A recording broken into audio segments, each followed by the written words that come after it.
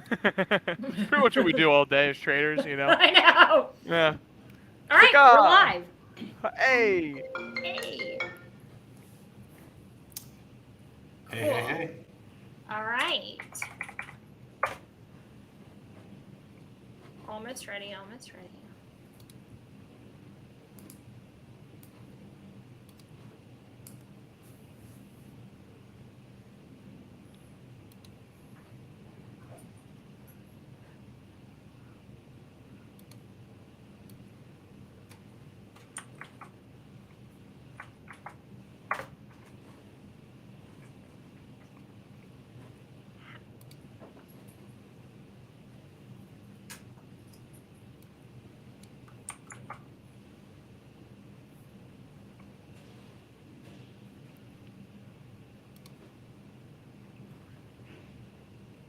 Twitter's so happy nowadays, Blaine, with all the penny stocks running.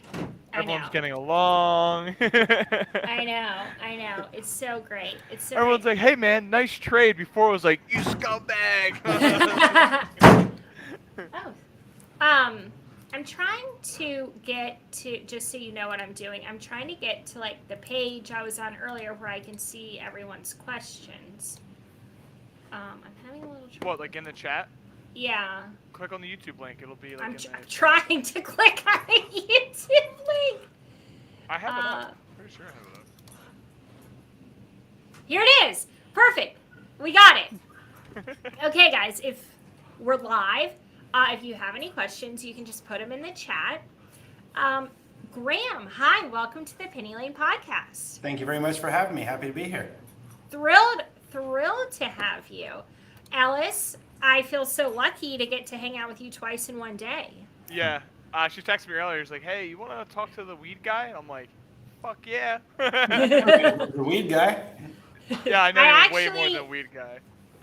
I actually sent out a group text to the 4 people who co-host with me, and I was like, first come, first serve, who wants this interview? Ellis sniped it. Snagged it. I Yep. did my research too, honest. so I'm definitely excited. For me, it's a new industry, and seeing a good face of it. You guys are pretty reputable in the industry. I think it'd be cool, especially because there's definitely a lot of young guys that want to get involved in the industry, and you being a face and coming on and sharing your story, I think would benefit a lot of people. Awesome. Well, happy to be here. It's a great industry, right? I mean, we're so early, and we're just making that transition from kind of in the shadows to out in the open, and I think it's a fantastic, especially for young people, opportunity, right? I mean, it's so much smaller of a pond that if you're a software developer, or a marketer, or a graphic designer, it's like you might be one of 1,000 good graphic designers in CPG. You can be one of 10 graphic designers in cannabis, right? And so like that opportunity to be an expert, to be good at what you do, but then become an expert in cannabis puts you in a much smaller, the Venn diagram of that gives you a real leg up, I think. So if you're willing to make the Absolutely. jump, awesome opportunity. How long have you been in the cannabis industry? So I mean, it's kind of two sections, right? I've been in cannabis for probably 25 years, back, right at the beginning of legalization, even slightly before Prop 215, just because I loved cannabis and think that cannabis makes the world a better place. I think my first did it myself grow was probably in 1996 in a 6 square foot closet in Boulder, Colorado. So This is my high school boyfriend. Same thing. Like it was in the basement. He ordered the grow lights. The whole thing, and his dad. He was a single dad. The dad never came downstairs, so it was like a year and a half. We're like deeply invested in growing these plants, and then one day the dad came down and was done. Like Yeah. killed all the plants, all for naught.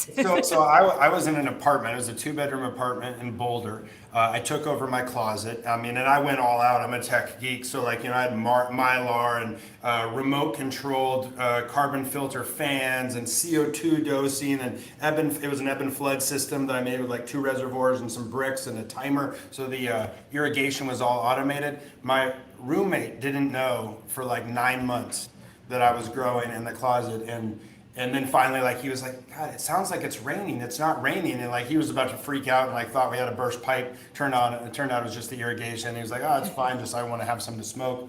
And the real positive impact was my girlfriend at the time, who's now my wife, I'm pretty sure the first 5 months she only hung out with me because I had good weed, and she was living in the dorms, so I could take her out to eat because I was growing my own versus eating cafeteria food. And I think she likes me now, but back then I think it might have been just the food. Well, whatever it takes, you know. That's So a love story. this first, you've got the weed in the closet, and then you harvest the first batch. Would you say that was like a mind-blowing product, or was it something that you maybe needed to tweak? I mean, it was pretty damn good, especially, for the first run. And I'm talking like just a picture, 6 square feet, it's 3 feet by 2 feet. We got probably, I think, 6 rock wool blocks, and there's literally like 6 plants in the whole thing. But good climate, great light for the space, CO2, the whole bit. So, and pretty good genetic clones I got from my friends. I think it was blueberry. I think it was the first strain I grew, and like it was. I'll say this, it was drastically better than what most of my friends had in their stash. So on the one hand, I got to smoke great weed. On the other hand, I had a whole bunch of customers out there when I had it, and I disappeared, sold the whole thing. I mean, this is back, I was hand trimming it and stuff like that. So it was pretty good. It does kind of blow my mind though. I was thinking, we had just finished building our nursery here at our new farm. Our nursery, which is also ebb and flood, so basically the same basic type of system, but it is almost 100,000 times bigger than that closet. It was, we're 500,000 square feet here, and so just to think about like 25 years ago, maybe even 26 now, same thing, 100,000 times bigger is kind of a funny mind tweak or whatever. All the college closets in America. Yeah. Yeah, and so So- anyway, to finish the rest of the story, so from that initial grow, again, I've always been a believer that cannabis makes the world better. Certainly for me, I don't get hungover. I feel healthier. I feel more relaxed. All that, and at the time there was a lot of DARE education and anti-drug war stuff. But one of the things that I think they're really messed up with is that instead of doing the more rational approach of saying, hey, cannabis has good things, cannabis has okay things, and cannabis has risks. Kids shouldn't use it. Grown-ups can make the choices. Here's, them things to be aware of. They said this, good people don't use cannabis, right? And so this black and white thing, well, when you see that good people do use cannabis, and when you experience it firsthand, then you're like, okay, the whole thing's full of shit. Why do I listen to it at all? And so I've got a kind of philosophy that the moral arc of the universe is long, but it bends towards justice, to steal a quote from Martin Luther King. So if I'd figured that out, then my kind of assumption was everybody else was eventually going to figure that out. And so I dove in a little bit deeper with garages and houses and et cetera, kind of up to small warehouse style stuff of growing indoor. Well, I'm trying to do it compliant. I had my licenses from the doctor and stuff like that on the wall, but bigger scale, and then eventually realized hey, this is really going to happen. Saw the progress in California, started a company making fertilizer for cannabis growers on a larger scale, and then realized that we were teaching non-cannabis growers how to grow cannabis just so they could be our customer, and finally said, well, if we can do it better than them, and they're the best farmers, but not for this crop, why don't we just do it ourselves? And that was really where Glasshouse Farm started 7 years ago or so. Very cool. Very cool. So, just because I'm interested, so the first harvest, back to the first harvest. Okay. What? Yes. Yeah. What exactly was it about that harvest that made it so good? And I mean, was it visually, or was it the way it smelled, or the texture, or actually the high from it? What qualifies it as being sort of a step above something you could buy from somebody else? Yeah, so going deep in the memory, the thing I remember the most about it was the smell. It was it was a blueberry strain, and it truly smelled like blueberries. And that was at a time when, I won't call it brick weed, but it wasn't the highest quality weed that we were smoking most of the time. So when on the one hand, you're kind of used to, I don't know, call it the Coors Light, right? Or Jose Cuervo Gold. And then somebody walked in with the 1942, right? You're like, I didn't know tequila could be like this, right? And it was a little bit like that. I'm sure there was a little bit of just, nobody thinks their own baby's ugly. Yeah. There's probably a bit of that. And I did think I used to brew beer myself as well, and there's just something when you know the process and the connection to it that you appreciate it more. A couple of my friends, had kind of watched the whole thing happen, so they were probably a little biased and predisposed to it. But really, it was the smell. I think the smell and the color. It was bright green, fluorescent, and it really smelled like blueberries in a time when most things smelled closer to lawn trimmings and looked closer to brown than green. Very cool. How long between harvesting it and smoking it? Like, what's the drying period or the whatever has to happen? In general, we like to do like kind of a 7 to 10 day dry. This is talking present tense now. We do a whole plant hang dry currently. It's kind of low and slow. It's a cool, dark place. Call it 62% humidity and 62 degrees Fahrenheit. That's kind of 7 to 10 days there, and then ideally you cure it for another couple to 2 to 3 weeks after that before you smoke it. What is curing?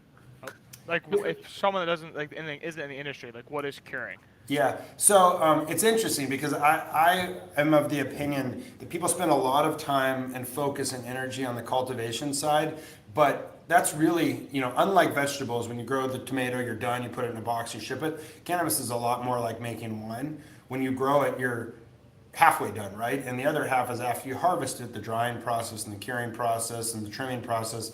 You can't make something bad good, but you can certainly take something that's good and make it bad. And so one of the things that we're spending a lot of time on is really kind of building that formula and figuring out, from the subjective to the objective of how do we make a really high quality, consistent post-harvest process. Curing is basically cool, dark aging time where you're exchanging the air on some sort of controlled cycle. And I don't know if anybody has really got, from a scientific point of view, if they could tell you exactly what's happening, but there's some gases that come off as the plant maybe kind of, finishes its dying process, chlorophylls that are converting to sugars. And if you do it right, you get a much sweeter, smoother, more aromatic smoke. And if you do it wrong, you end up with something that smells and tastes a lot more like grass, trimmed and laid off from the lawn. Once it's cured, is there like an expiration date on it, or how long does it stay good? What's the shelf life? Yeah, it's certainly it's not quite fresh fruit. It's not like you're not measuring it in days, but I think there is a peak period. Technically in California, anything that's 1 year past the testing date is expired and can't be sold. I think cannabis is probably more, in the kind of 30 days to 60-day window is probably, the ideal best buy date on it. But it really depends a lot on how it's stored. If you store something in a nitrogen flushed environment that's cool and the right humidity, it'll last a lot longer than if it's, sitting in your car or a warehouse that is hot and cold and overly dry. I think probably the dryness is what kills it the most. If you drop the water activity too low, a lot of the terps volatilize off, and once you lose those, then the quality's out the window. Fascinating. I like the drying process being kind of like the barrel of the wine, like the steel or the oak or the Yeah, and I do think, I think it's one of the things that if you see like some of the larger scale operations, a lot of times those are operated by people who are good growers, and they think they can grow anything, and they can grow stuff. They can make a plant happy. But again, that's, you saw it in Canada, right? All the way from, I think it was Canopy, who they planted 40 acres and didn't realize that 8 weeks later they were going to need like 500 people to harvest it, right? Because they're thinking tomatoes or other veggies or whatever, and so the product never makes it even out of the greenhouse. To the next step, which is a lot of people are still just doing everything with wet trim and rack drying and things like that, and I think there are ways that can be optimized, but that's not your highest quality product. It is much more like making wine than it is like growing vegetables. Cool. How did Do you you learn grow? about? Oh, sorry, we all so many questions. I know. We're so excited. I know. You go. Mine was a silly question. How did you learn how to grow? Right. So you started in your dorm room. So how did you learn? Because I had buddies try to learn, and we just had really cool plants that didn't do anything. Yeah. It's a lot harder than kind of the the wives, it's weed, right? Of course, it grows easy. All you do is throw in there. And it's, and maybe it's like golf a little bit, right? Where like anybody can hit a golf ball, but you don't win you just whacking a ball. You win with quality and consistency, right? And even, sometimes people do it and you get lucky, right? But you also don't win a golf game with a hole in one. You win a golf game with consistently being 2 strokes under par. And I think, cannabis, particularly on a professional level, is that, we always say quality, consistency, and cost. So, right? So first you got to do it great. Then you got to do it great every time, and then you have to do it great every time efficiently. And that's really, as kind of as a brand and a business, what we're all about. In terms of how I actually learned how, I guess it's probably by collectively learning a lot of the things not to do, right? Yep. It's just like trading. A lot of parallels. Yeah. Lot of parallels there. Well, I feel like I've made most of the mistakes at least once. Luckily, I started doing that 25 years ago, so you can recognize some of the trends in that. But then, the other thing is, especially in the smaller days, right? I was just in there and I was kind of working hard through it, and not oftentimes smart. As you get bigger in scale, you have to work hard and smart, and then you have to build a team, right? So today at Glass House, I am not the best grower. I'm not really the best at anything. We've got an amazing team of labor experts and greenhouse experts and cannabis experts and processing experts, and I mean just about every kind of specialty you can think of. We have somebody who is really good at it, and really what we produce and achieve is the collection of all that team working together. Even a football team, if you can't, everybody can't be a quarterback or a center or a blocker, right? You need everybody doing their piece as part of a synchronized whole to really be successful. So, so what channels do you use to disperse the weed now? Is it like a direct to consumer, or what do you do? Yeah, so we kind of, I would say, Glass House has 3 main verticals. We have retail, where we have 4 stores today. The pharmacy is the main brand. We also have one called the Pottery down in LA. That's Santa Barbara, Berkeley, Santa Ana, and Los Angeles. We have 3 more stores that are under construction right now. One in UCSB, or Isla Vista, which is the college town for the University of California, Santa Barbara, and then one up in San Ynez, which is the wine country of Santa Barbara, and then another in Eureka, which is up Northern California. So that's one section. The other section is our brands, or CPG. Glass House Farms is the biggest one. That's, depending on the month, the number 1 or number 2 flower brand in the flower category, which is the biggest category in California, which is the world's largest market. Then we have Field, which is a connoisseur extract brand. So that's, you take buds, instead of harvesting them and drying them, you actually freeze them. So you freeze them fresh off the plant, and then you extract them either using hydrocarbons for live resin or solventless, which is basically just cold water for live rosin. So that's kind of a connoisseur extract brand, extracts and vapes. Mama Sue, which is a health and wellness brand that we did with a cannabis activist named Sue Taylor. That's like sleep and pain relief. Those are tinctures that are extracted.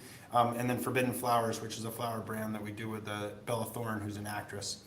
So that's the one second vertical, and then the last one is wholesale. So we do a lot of white label supply, where we grow for other brands or sell to other distributors, and then those distributors distribute it. And here you're thinking like pound bags of cannabis that are going off to be in other brands and things like that.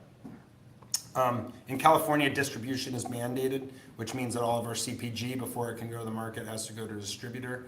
We work with Herbal. Herbal's the largest distributor in the state, and so we give packaged product to them.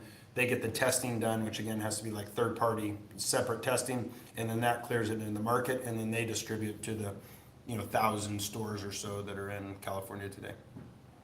Fascinating. What are they testing for? State mandated stuff, so potencies, cannabinoids, THC, CBD, the other cannabinoids as the part the consumer pays the most attention to. We also test for terpenes because we think that's an important metric. And then the state is really looking for the compliance stuff, which is 66 different pesticides down to a parts per billion level, incredibly strict.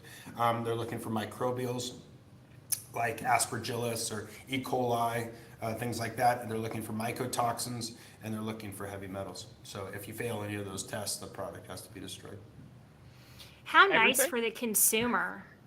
Say again? Yeah, that seems intense for a consumer. Yeah. No, but how nice, right? Yeah. Like what? Just it's like FDA approval or what? Like Yep. yeah, how Yeah. It makes nice. me feel comfortable. Like instead of buying Yes. from the guy in a corner who could be, who knows what he has. Could be drywall for all I know. Yeah. It almost gives you that. Now, If it looks what like are drywall, it might be a different product. the? But That is yeah, I correct. think it is one of the upsides of the regulated market, right? I mean, there's a lot of friction, the taxes, the regulation, all that. One of the upsides is for sure the testing. I think knowing, I mean, I actually wish we could take potency off of it because I think people chasing THC percentage is the equivalent of saying, what's your favorite wine? And someone saying, oh, the strongest one. Like it's Yeah. not the important metric. But the pesticides and knowing that those aren't on the product. I mean, I know for a fact, you can see it in the illegal grows that get busted. Like they're using things that shouldn't be used, period. And they're especially using things that shouldn't be combusted and inhaled, right? I mean, some things that are not a big deal if you eat them on your strawberries, when you light them on fire, they turn into things like hydrogen cyanide gas and stuff like that, right? So like that's awesome. The other thing that is also great is, particularly on edibles, to know the potency that's in the package and know that it's that every time, because I think a lot of people get ruined with edibles when someone gives you a brownie and you eat the brownie and they say, oh shit, you're only supposed to eat the corner, right? Like you don't know, is it 100 milligrams or is it 10 milligrams?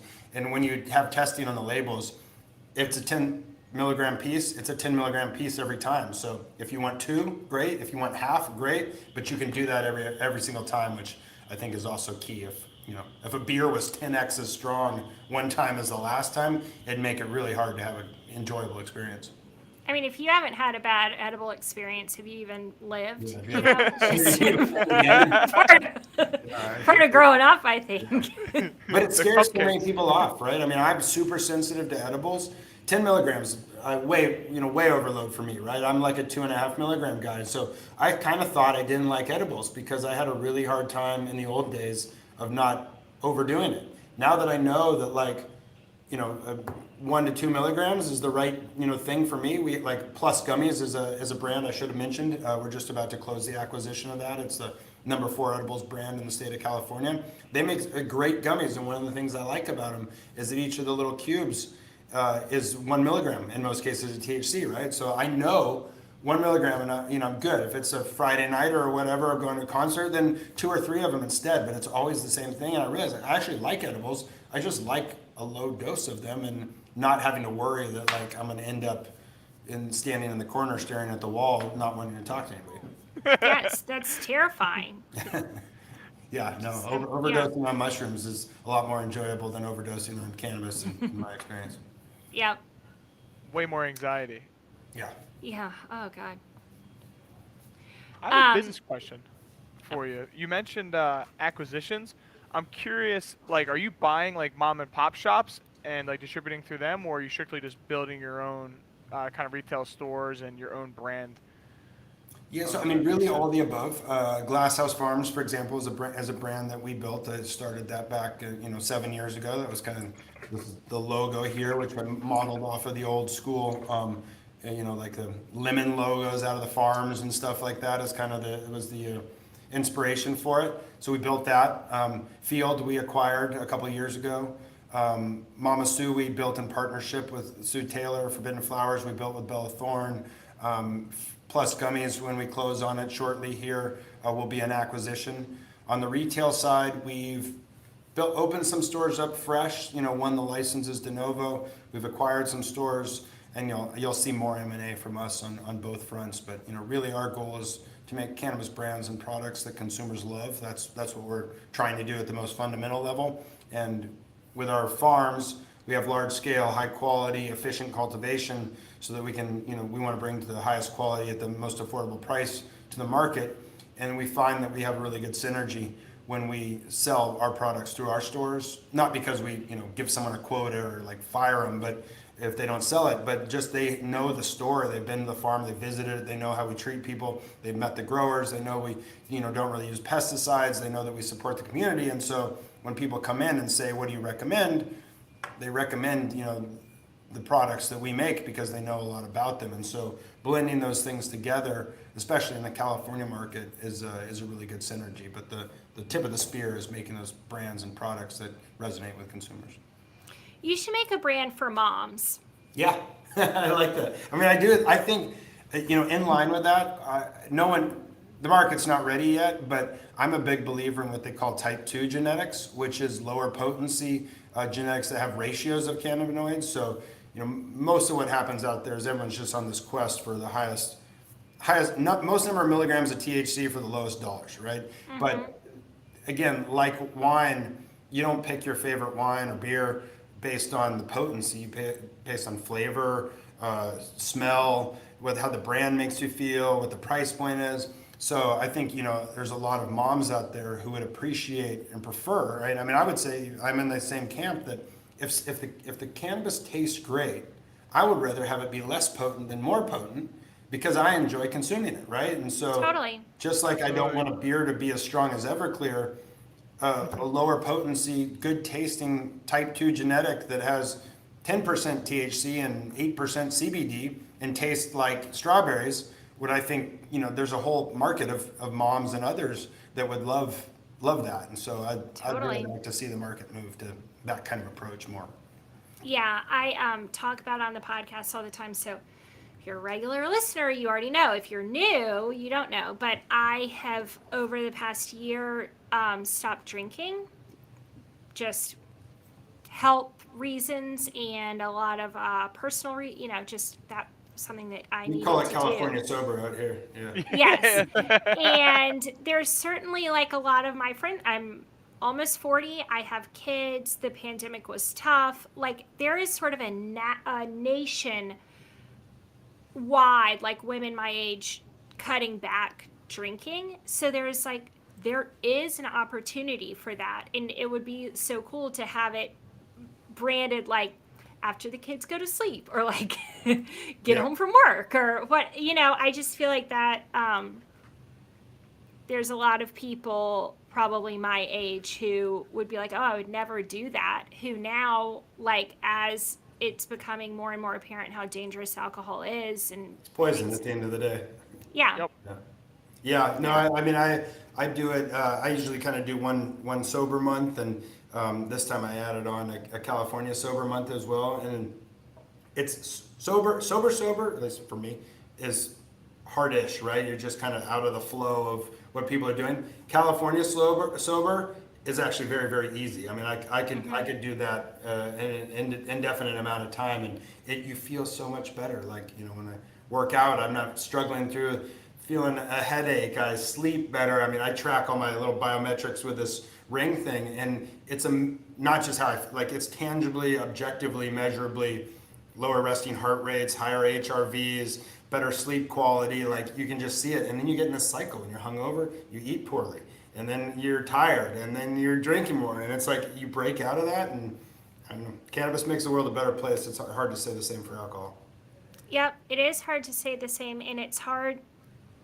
I don't know, the long-term effects of drinking heavily versus smoking, or like, it just seems like a bad decision was made when, maybe it should be the alcohol that has the child-resistant packaging on it instead of the cannabis. Yeah. But it's so socially normal, and a lot of that. I have 2 young kids, and a lot of stopping drinking was like, I don't really want them to grow up seeing normalized. Yeah, like, oh, well, mom was having wine all the time or whatever, like that.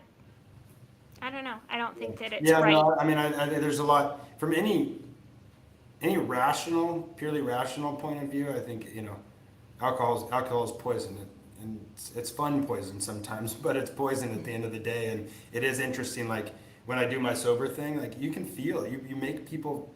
You give them anxiety. I don't know exactly why, but like they have a hard time. It's not just like, oh, okay, whatever, you don't like cilantro. It's like, well, why aren't you drinking? What's going on? Like, I don't know if it makes them question why they're drinking or what, but it is interesting to see, there's how socially normalized it is. And yet we treat cannabis, with the massive taxes and all the regulations. And, I mentioned the child resistant packaging. In our dispensaries, we have 2 security guards, a man trap to get in there. We're scanning IDs. We're enforcing purchase limits. We have bulletproof glass. Products inside have tamper-evident seals on them and child-resistant packaging. And then the liquor store next door has one guy in the back, alcohol everywhere, no child-resistant packaging. If a kid drinks the fifth of vodka, they die. If they eat the eighth of weed, they don't even get stoned, right? Maybe they get a stomach ache, but like nothing happens. And yet, you know, we have this total mismatch of the fear that we bring to one and the normalcy that we have for the other. Totally. I also, to your point, it is so interesting. I found over the last, I don't know, however many months, going and being with my friends, if you tell someone that you're sober or you're not drinking, they want to tell you about their relationship with alcohol. Mm-hmm. Like that, I like constantly get that, and it's just so fascinating. Like, I don't care what you're really like. This is, I can't drink, and that's a personal thing. But then it also puts like some friction on some relationships. It's all weird and sort of a strange thing. And like, how did we get here? Yeah. Yeah, it is. I mean, I guess we got here with 50 years of a drug war, right? Where, I mean, you know, I remember when I first told my daughter, this was before I was truly in cannabis. I was just in ancillary business making fertilizers and things like that for it. And she was 9 or something like that. So it's at 4th grade or something in that area. And, you know, she came home and started crying because I was doing something cannabis related, because her teacher had just finished telling her good people don't use cannabis. You're a drug dealer. Right, my dad's a drug dealer. And she went away and cried for a while, and we had to have a lot of conversations. And then I think even, you know, for a couple of years after that, if people had asked her what I did, she'd tell them I had a boring 9-to-5 job. That was her answer, because she didn't want to talk about it, right? And so that's why, you know, 50 years of that has a lot of people thinking good people don't use cannabis, and you know, the doctors and the CEOs and the attorneys and the things like that, successful people out there, for the most part, still are very bashful about their cannabis use. It's getting better, but you know, the old days, they lied about it, yet they'd all happily stand there in the middle of a party drinking a cocktail. And so society assumes that, you know, if the only guy smoking cannabis is the guy who's panhandling in front of 7-Eleven and all the successful people are denying they do it, then society starts to assume that things are correlated when they're really not. I think it's changed though. Yeah, a lot of my friends, like I start to notice as I get older, they don't really drink anymore, things like that. I talk about in the podcast all the time, like I'm a very light drinker. Like I'll drink like a beer or two, and like to me, like, oh, like, you know, you have a problem, something like that. I'm like, no, I just don't like drinking. I don't smoke weed either. Like, it's not my thing. Yeah. I don't care if anyone does or they want to. It's just not for me. And I think just kind of the whole relationship that Americans have with drugs is just like off. Not drugs, but just like substances in general. Like, hey man, I always come from the boat. Like, if you want to do what you want to do it. But I don't know, I think media and everything kind of jams it down people's throat. And Penny, your idea for the mom brand, I thought of my mom too, because she hasn't drank in 30 years, and I think like a nice low dose to scare a little buzzed up probably help. You know, if moms out there that smoke and stuff like that, smoke a little before they go to bed and wake up fine. But now they're all taking Xanax. I mean, like, totally. And people older than me who are moms too, I think that it would be a nice thing. And if it was a mom brand, then you'd be like, well, it's for moms. I'm gonna use it. It's for moms. Mom's little helper. Yeah. Yo, that was good. Yeah, I have told the story on here before, but I pulled I have a slip disc in my back, and I was about to go skiing, and could not walk, and called my mom. And was like, I don't know what to do. Like, I'm out of muscle relaxers. I can't take enough Advil. I was really in a bad place. And she was like, you gotta go to the store and get the CBD. And I was like, Mom, like, this is my mom telling me that, like, I gotta go get the CBD. Went straight to the store, got the CBD, skied the next day. Like, immediately I was totally fine. And this is Schedule 1, no known medical benefit, high potential for abuse. Right. While we have cigarettes and alcohols pushed in media and commercials and et cetera. It's kind of crazy at this point. Yeah, I now have so much CBD for all the aches and pains of life. Like, just bathe myself in it. just Yeah, it's big crazy. But fan. the good news is, we are making progress, right? I mean, Yep. even the Senate's passing bills that allow for research. Canada's legalized, so now the medical schools and the scientists can get into it. Mexico seems not too far behind. Germany's starting to do things. So again, the truth always happens, as my friend Jason Wild says. And I think the truth about this comes out because there's too many stories like yours, and it's like what's the downside again? Like the only downside to cannabis is the drug war that tears families apart and puts people in prison. Other than that, it's like there's a lot more up than down from what I can see. Question Totally. about the prison thing. What about those programs that are giving back to people who got arrested for marijuana charges and now they're able to open a business? Do you have any experience working with those individuals? So Or every state, colleagues? it's typically social equity is kind of the heading that goes under. And I think some states. One thing I will say about the industry itself, I think deserves a lot of credit for its intention, and maybe not so much credit for it's actually happened. Okay. So I do think it's if you look at cannabis relative to I don't know, like car manufacturing or whatever, right? Like there's a whole lot of intention for an industry that's small and nascent, social justice, social equity, and the environment, right? Like there's a lot of thoughts around it. If you look at what's actually been achieved so far on those two, it's social justice, getting people out of prison, social equity, which is getting the progress in the industry. The successes are few and far between.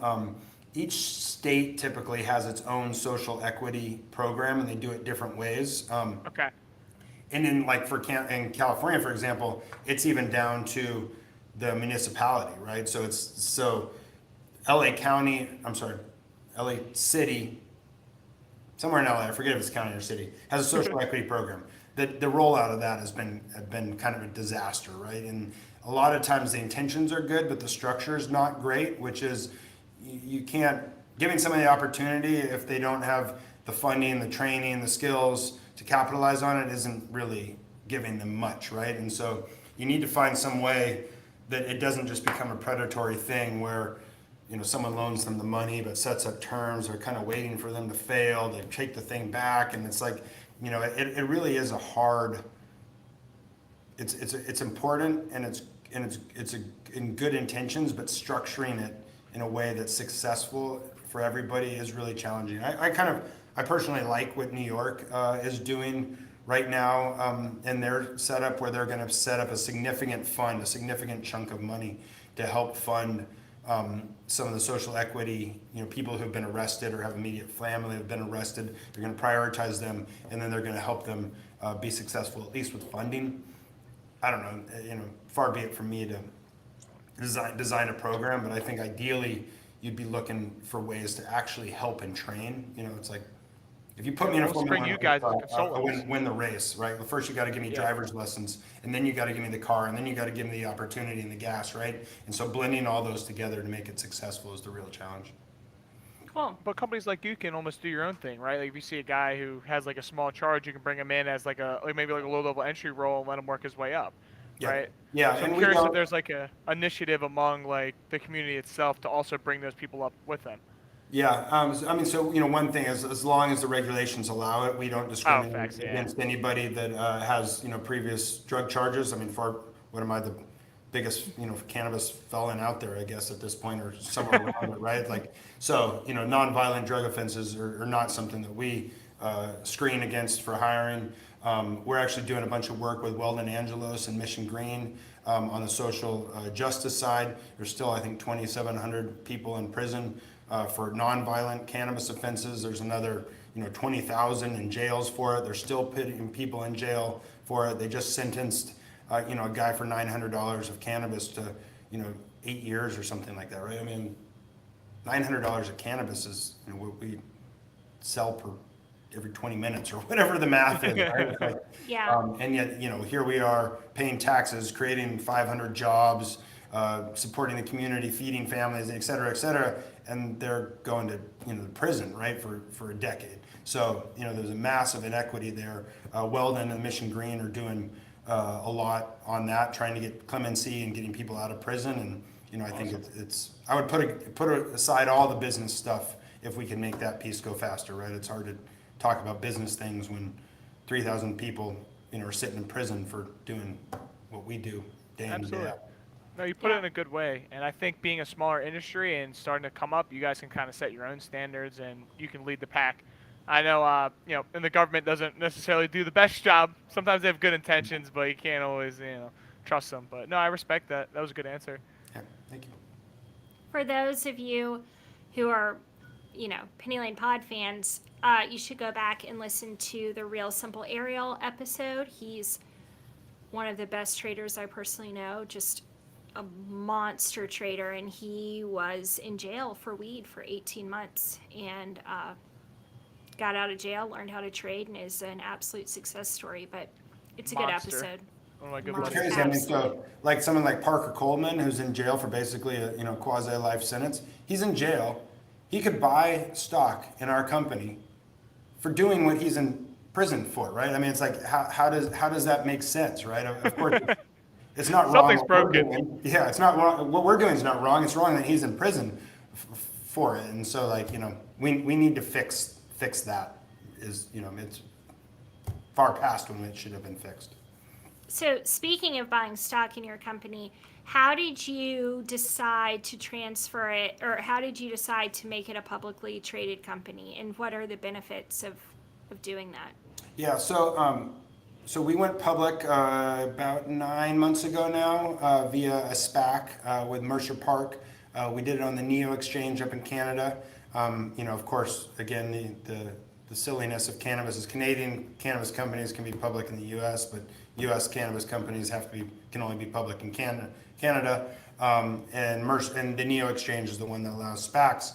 The way a SPAC works, for people who don't know, is I kind of call it a pre-funded IPO. It's a way to go public, but the money's actually there before you go public versus afterwards. And the reason we did it was because there's a unicorn of a greenhouse that we wanted to acquire. It's our new greenhouse down in Camarillo, Ventura County, second largest greenhouse in the United States. Eventually, I think it becomes the largest cannabis greenhouse in the world. We're doing it in stages, so we're not bringing all of that online now. We're actually just bringing on 600,000 square feet of canopy or so.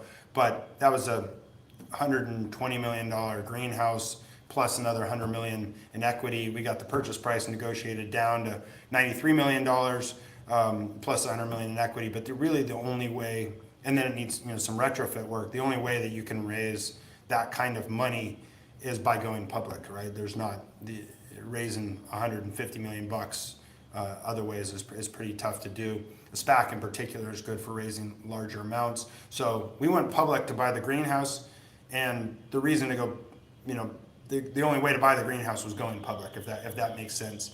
If it hadn't been for that greenhouse, I'm not sure we would have, because we just wouldn't have had a good fiduciary use for that money other than this big project. So for us, it made sense to do. Being public is interesting. There's upsides and downsides. There's a lot of regulatory compliance. There's a lot of overhead, quarterly reports, disclosures, full audits. Yep. We're all GAAP. Lots of costs of legal and attorneys. The upsides, though, is you also now, in addition to having a cash currency, you've got an equity currency. So, for example, Plus, we bought for about $25 million. It's all equity, right? And so we can acquire a company that, again, $25 million, especially these days in cannabis, is a big number if you're paying in cash. We can print shares, and so as long as it's not dilutive and we feel it's accretive to our shareholders, of which I'm a big one and haven't taken any money off the table. And so, every morning I put my feet on the ground as a shareholder first. As long as it makes sense to do that deal, we can make it happen without writing a check. And that's something you can only do as a pubco. Very cool. Very cool. So exciting. Yeah. It is It right? To go from your closet to where you are now. What a You ever think this was ever gonna happen? Like, do you think it was fate, or what kind of clicked in your head? Whereas, I certainly can't. I was not sitting there in college having the grand plan of going public and buying the the biggest cannabis greenhouse in history. That I would be lying to say that it popped out like that. But I really do believe in the power of cannabis. I think it does make the world a better place, or I wouldn't be doing what I was doing. I think it's a generational, once in a lifetime, kind of like the internet or the iPhone or things like that. Into prohibition, right? Like this opportunity to go from 0 to 1 in terms of the legal cannabis market is an amazing opportunity. And so, for me to do something that I think makes the world a better place, build a great company for our employees, make products that consumers love, and create, hopefully tons of value for our shareholders. Like, usually you just get to pick a couple of those things, right? And to be able to do all those things at once is kind of a dream come true. So I guess, somewhere between my entrepreneurship, not being scared of things that people have never done before, my tech and science background, and loving cannabis I'm just the right place at the right time. Paul on YouTube, I owe you an apology because the mom brand cannabis could also be a stay-at-home dad or any kind of dad. I'm sorry I wasn't being inclusive there. Cannabis doesn't assume genders. Yeah. That's all. You seem very mission driven almost. Like, I don't know. You seem like you wake up with this. Yeah, I mean, there is a certain, I think we have an opportunity to do something in a way that no one's ever done it before. I think that just like you find books about the end of prohibition, I think they'll write books about the end of the war on drugs, and I hope we've got a nice positive chapter or two in there, and I hope we make a bunch of people a bunch of money, and I hope we make a bunch of consumers happy, and create a company that has long enduring value for all the people who work here. So I do think we're doing some good work. That is my same reason for starting the podcast. I thought it was really a pivotal moment for retail traders, and I was like, when they write the book about this, I want to have had a voice. Yep. In the whole thing. I hope everybody lives a little bit like that, right? As what marker, going out and making a dent in the world a little bit, right? I think Steve Jobs had a good quote, I'll paraphrase, which is, to not forget that the universe was invented by people no smarter than us, right? It's not like there is not some anointed person who gets to make it up. Like, we all get to make it up. So go out there and make a dent and be as positive about what you do as you can. Totally. So I know you asked me, or no, I asked you, and then I completely forgot what you said. Are you in the music business, or you're a music fan?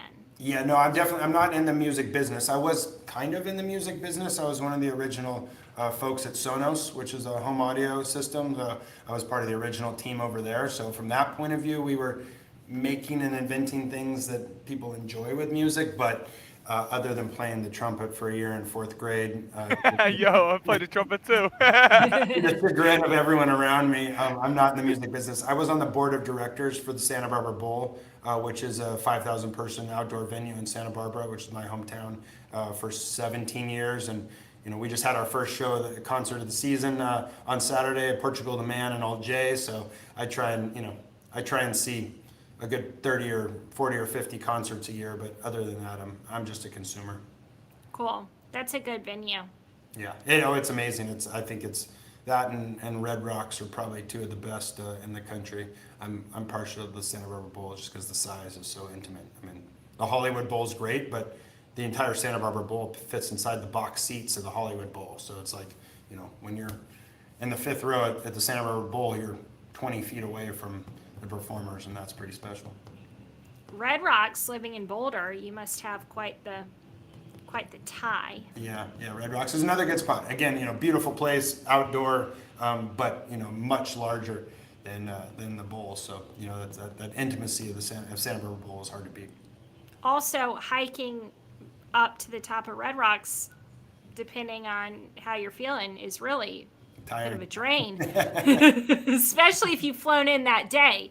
Woo! Yeah, altitude will get you. Yeah. And a few drinks and everything else before you go to a concert, Yeah. Red Rocks is can't breathe there. It's so much climbing. Yeah. It is a good spot, but it is a bit of work. Yeah, and a mile high, like you said. So. Yeah. Out of breath. Now, I have some like more like business like questions for you. We touched on before the pre-show. Sure. So I'm very familiar with the banking industry, and I'm curious like how you navigate. I want to call it kind of a shitstorm when it comes to cannabis and banking. Pretty You close. know, put it yeah, because I know there's some legal things you can't do, and you said you actually were able to secure loans and everything like that. So I'm curious like how you went about that, how your brand and your company is navigating that shithole. I'm just gonna call it a shithole because it's not fair to you. Yeah, yeah. So, I think a couple of things. One is we're one of the lucky ones, and I think it's important to distinguish between unbanked and underbanked, right? Okay. Cannabis, is for some people is unbanked, and for some people is underbanked, right? And so Okay. we're one of the lucky ones to have bank accounts and those types of things, but we're still vastly underbanked, like lines of Yeah. credits and stuff like that are It's almost unheard of ridiculous. in cannabis. And it's part of the reason that I'm a big advocate and think that the U.S. Congress and Senate need to get their shit together and pass safe banking. Is it's good public policy because it keeps people safer because they don't have cash on site, Yep. and it's also social equity as well because again we're a larger company, audited, public, you know, 70 millions in growing in revenue, et cetera, right? Like we can get bank accounts. Somebody who needs help, who's starting a first business, who's been harmed by the war on drugs, who's trying to open, a brand or store, like they can't. And that makes what is hard harder. And so I think safe banking is good for the safety of people. You don't have to look very hard to see people getting shot at dispensaries because they're easy targets. It's good public policy because it keeps cash in bank accounts, which means taxes get paid and workers' comp and all the other things that come with the Yep. tracking. It's good for the industry because we could use credit cards, which I think would grow, the industry by a good, 25 to 30%. And then it's good social equity because the people who have the hardest time now and need the help the most would find some relief. So I think that's something that really should happen. We did it by starting 3 years ago, building relationships on prior relationships, and being one of the first cultivation customers of a large bank that wanted to get into the space, and they did site visits and they did audits and they did inspections of our offices and records, and really what they're trying to prove is that they're not going to become complicit in some nefarious operation. And so that takes a lot of work for them, and then they need to get compensated for it to make sense for their business. That relationship eventually grew into the $100 million loan that we just recently pulled down. And so now they're getting paid for it, which they get outsized returns because it's cannabis. So we Yep. pay You have to, double you the have to pay cost higher of rates, capital. don't you? So I mean, we got a good deal at 10%, which is It's twice probably unheard of. Yeah. what you would pay in any other industry. That's probably pretty good for your industry though, because consider the risk of the business. I'm sure they probably charge 15, 20, and just absolutely just Yeah, I mean, destroy I think people. the best I've seen is 8%, and that was, I forget, Curaleaf or Trulieve, which is, one of the biggest companies out there. So at 10%, we're doing pretty well. Awesome. Cool. So, where do you see both? Well, where do you see your business in 5 years? Like, what new? That's a that question stands for itself. I don't need to over explain. Yeah, I mean, so cannabis is, I think, really is challenging to forecast, right? I sometimes say every day is Monday and every week's a year. So, 5 years in cannabis might be 50 years in another industry. But, I think what I would like to see us do is become a brand, kind of house, right? So an analogy might be like a Diageo or an AB InBev or, something like that, where we're a platform where we're helping, brands maybe that were legacy brands that want to persevere, where we're building brands, where we're acquiring brands. I think I would like to see us with a top 3 brand in every category and maybe a couple, a handful of top 20 brands in each category. Different price points, different quality, price intersections, edibles, flower, vapes, et cetera.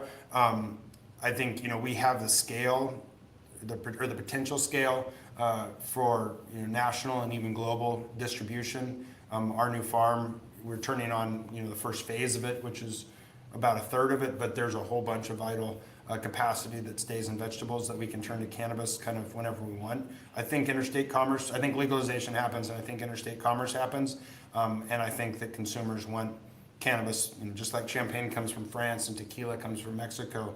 I think for most people, cannabis comes from California. So for us to build that platform and stable of brands and products, first here in California, which is I think the best proving ground anywhere on the planet, and then eventually selling those products across the country and across the planet, and again, hopefully making people feel better with plants. Really cool.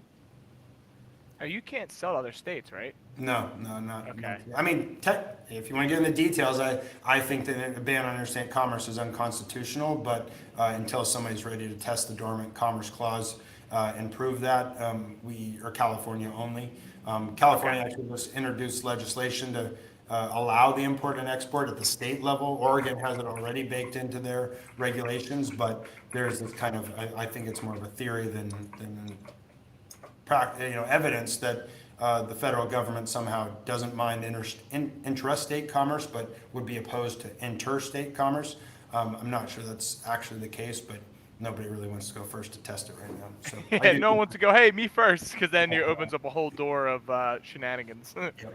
So, Someone on YouTube was wondering about, he lives in New York, and I think he's, I'm not totally understanding the question, but he's wanting to know what your brand is like, what your brand reputation would be in New York, and sort of like how easy would it be once you could sell to New York to then get into that market? I mean, New York's super exciting. They're going absolutely gangbusters over there. They're doing it ahead of the regulations right now. There's a dispensary on every corner. There's people in Washington Square Park selling pounds of weed next to girls selling Girl Scout cookies. So it may be one notch beyond where it truly should be, but obviously people are very excited. New York's a huge market. I think we do great there, right? I mean, I think if you think of us as like the Casamigos of cannabis for the Whole Foods consumer, like that's a lot of New York, right? You think California cannabis goes right to the top of the stack in New York. I call it, what we're trying to do is basically sun-grown indoor, right? So it's environmentally friendly because we use the sun, but we have good climate control that allows us to grow very close to indoor quality. So if you think about New York enjoys a premium product that's you feel good about, that comes from California like cannabis should, that's grown in the climate it should, and is going to be half the cost of indoor. I think Glass House in New York are peanut butter and chocolate. Love that. I love that whole analogy. We were in New York a couple of weeks ago, and there are dispensaries. Yeah, everywhere. everywhere. It's crazy. I mean, it's like they're I was there and I went to a couple of them. And it's like they're doing all kinds of stuff you couldn't actually do in a dispensary in California. Like you're not supposed to be able to see product from the sidewalk outside the store. And like in New York, you can walk down the street and Washington Square Park. I got a picture of a guy. He wasn't just selling eights and edibles. Like he had a couple pounds in his bag, and he was just in the middle of the park slinging away. Yeah, we walked by one, and it was like a street party. There was like a DJ, and like it was a whole thing. We went in. Yeah. Hung out. And a lot of California products on the shelf out there as well. So just kind of proving the point that you're not following the rules. You could get it from anywhere, right? Florida's closer, Rhode Island's closer, Maine, Massachusetts, plenty of places where you don't have to drive across the country. But still, what they want to put on the shelf is California cannabis products, and I think that people are telling you what they want before they can have it. Once they can have it, they're not going to change their mind. What's your personal opinion on like actual weed versus like vaping or oil or like? I mean, I personally like smoking joints.